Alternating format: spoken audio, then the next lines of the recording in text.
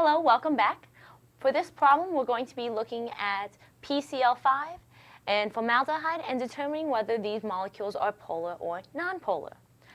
In the case of phosphorus pentachloride, we go ahead and look at this molecule, and the first thing that you always want to do is you always want to draw out the Lewis structure. That's always the first thing that you want to do to determine whether or not a molecule is polar. The next thing that you want to determine is, do you have any polar bonds? So any polar bonds.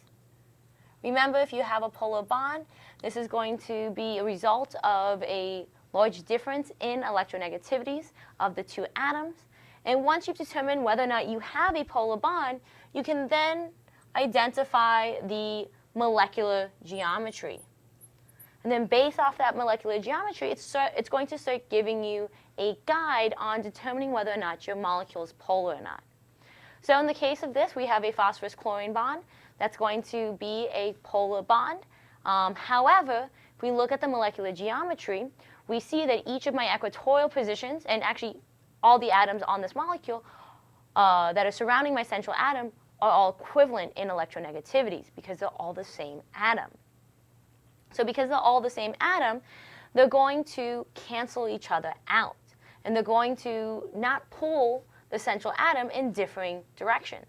So the chlorines on the equatorial position, since they're all the same electronegativities, are going to cancel each other out, such as in the case of the two positions on the axial. So this will be a non-polar molecule. In the case of formaldehyde, though, we have the Lewis structure. We have a polar bond, that carbon-oxygen bond. And then if we look at the molecular geometry, it's a trigonal planar.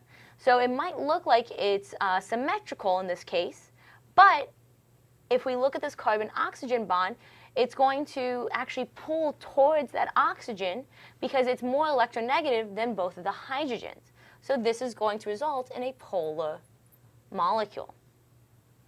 So when you are approaching a problem and determining whether or not a molecule is polar or not, it's very important that you go through these 3 steps, which are going to help guide you in answering these types of problems.